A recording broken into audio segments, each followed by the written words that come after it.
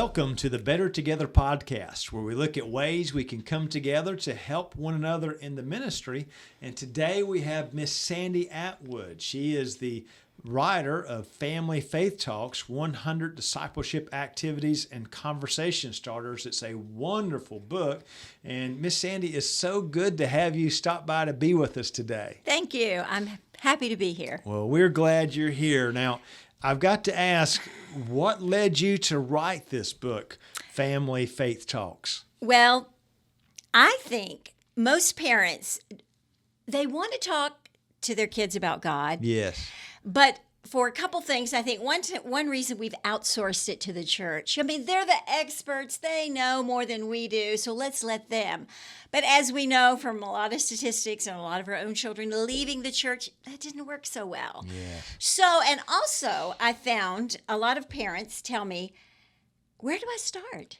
We're in the middle of watching a TV show. What do I say? Where do I start? What do I do?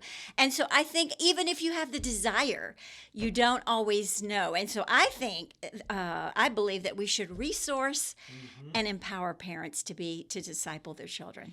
Well, and that's what you've done with this book. So if folks will purchase it, they can go to the back. They'll see where you've indexed various verses where people could look those verses up if they wanted to address that. But also I like how you've addressed various topics in the index as well. So if there's something that in particular, like talking about authority or talking about trouble at school, you've got that index in the back, and a parent can know what to do and how to talk about that. I think a lot of them don't know what to do. And so, and a lot of these I want to say are activity based. Yes. I found that with my own kids, when I just talk, they just tune me out. Yes. And maybe adults do that too. I'm not sure. Oh, but I hope not. No. But anyhow, spiritual truth is best learned in bite-sized pieces. And so a lot of them are an activity, a question, a prayer to pray, an experiment, an object lesson, just ways to get them interested and have fun. Mm-hmm. Well, that's what I noticed when I read the book, is how it is helpful. It is fun talking about things like kickball and even like driving down the highway, which is really fulfilling Deuteronomy 6. Yes. So a parent can think about how I could address something in the car or how I could do this particular activity. That's really what you have in mind as you're taking this book and writing this book, I suppose. I did. A lot of it was born out of my own experience. So they're not ideas that somebody hasn't tried. Probably all of them I have tried. And for instance, one night we decided to pop popcorn.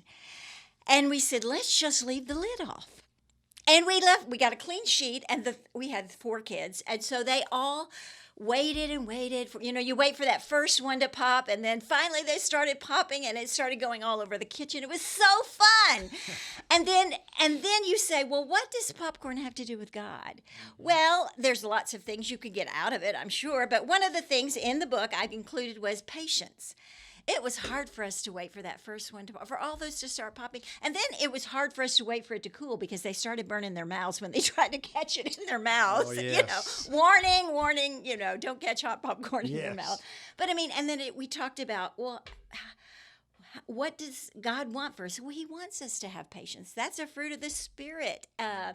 Well, how do you get patience? So after each activity, there's a couple of questions that you can ask your kids really to gauge understanding and to sort of lead the conversation to where, you learn something about God and yourself and getting along with that. So you've really used a lot of just normal activities. Yes. You probably don't have to buy anything to do most of them. Occasionally there's a science experiment, but even then I just chose ones that are simple, things you probably have at your home that you could use. And I'm thinking, as people read this and they start using some of these, perhaps they'll start thinking about regular things that happen in their lives that they could take and use as a spiritual lesson as well. I think that is a great idea. I think that they love to hear your stories. Kids love it when you talk about when you were a kid, when your parent, what your parents did. They are fast stories. obviously God knew this. He included stories throughout the Bible. And instead of just barking orders, which we can sometimes be guilty of doing, tell a story to illustrate a point. Tell about a time when you were so afraid of this kid in your class and what you did and how God helped you. They will never forget that. It will make a powerful. It'll stick. Yeah, it will stick. It'll stick. So you've got the book. They can plan. They can pre-plan by, okay, we're going to play kickball, and sometimes you throw a monkey wrench in there too. Tell us a bit about where that's coming from, or for example, we don't want to spoil the book. People need to go and buy it. There you go. Well, I think that sometimes, like, if I remember which one you're talking about, is things about being fair. Yes. And God has rules that are good for us. And you just make up these crazy rules like, oh, you get 2 extra points because you have on a cute shirt, or you're out because you crossed your eyes wrong, or whatever. Right. And then you talk about why is it important that God is so fair, and why do we need him to have these rules for us, and it's just sort of a springboard. Mm-hmm. These are really what they are. And because you know what? Your kids have questions. All kids, and adults too. We have questions that we don't know what the end, we don't know. Why is it good to have rules? Yes. If you ask kids, they probably don't know. But this will lead you into that discussion of, it's good to have rules because it keeps everybody playing safely. It keeps everybody doing it in an orderly way. Yes. So as I read that, I thought, okay, well, that's really teaching how postmodernism doesn't work, how there are absolutes. But a kid gets that lesson. I didn't like it when someone was on first and they gave them a home run, or they were allowing them to score. So you're teaching them by that experience, we need authority, we need rules and so on. So which one, and there's 100, which one is your favorite? Oh, I don't know. I'd have to say, I don't know which one is my favorite. I think a lot of the ones about apologetics, in the sense of about why there is a God. Yes. Why we believe in God, even though we can't see him.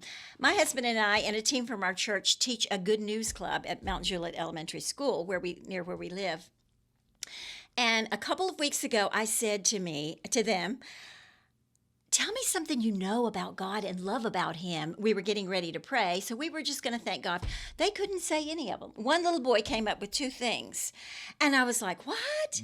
And so immediately we went we made up all these cards with things about God, and we played a matching game with them.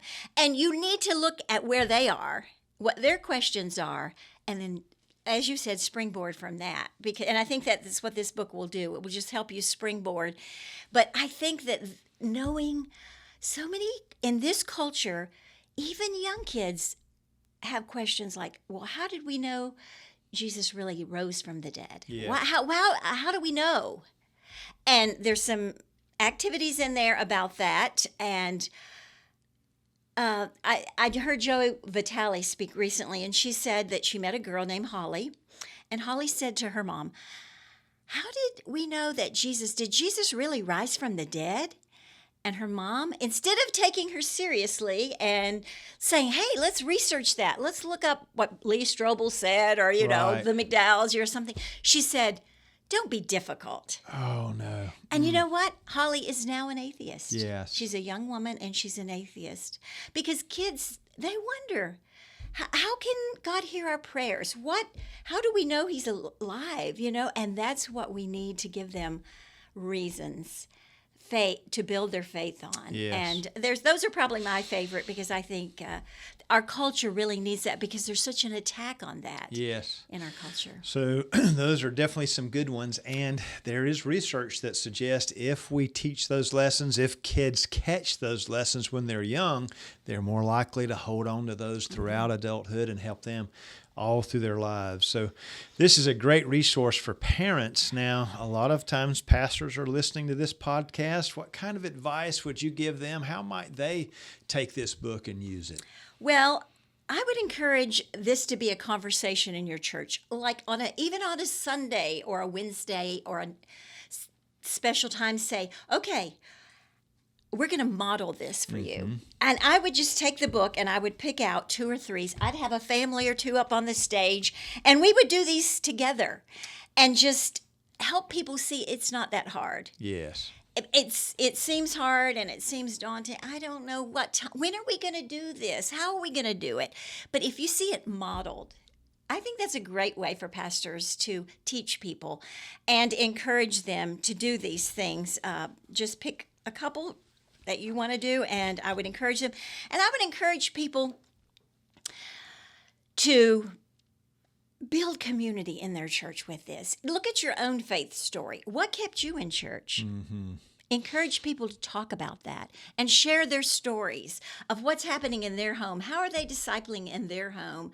And if you resource them, they will more than likely do, maybe not all of it, but 1 or 2. And you can hear their stories and then share that with everybody else. Right. So pastors can model this, and this is not hard. These are just regular daily activities that we engage in, but it's a way of, okay, that works. It's something that clicks with a parent. The last thing you said was resource. So when people come and visit our churches, we usually have a gift bag. This would be a good item That's a great idea. Yeah, for folks that have kids. And think about, we've got Mother's Day and Father's Day and those types of opportunities. So there's another way that pastors could use this, putting good resources in the hands of others. So it's good stuff there. I think that if we could just build into our kids' lives and love them, love God ourselves, love them and love God, it's just a powerful mix. It's just, we used to direct a camp and we made it the funnest week of the year.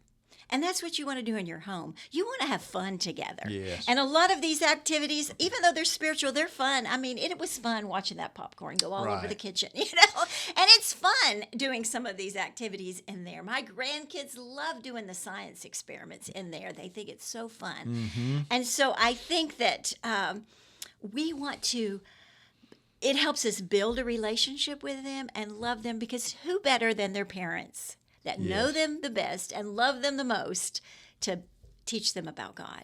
Well, I just thank you for taking the time to write this book. I can tell that this was done probably with some kids that are now adults or your own grandkids a bit. And so it is when we do things and you look at it on paper, it makes so much more sense. So thank you for taking the time to do this, and thank you for you and your husband's ministry and the good work you guys are doing there at Mount Juliet. Thank you.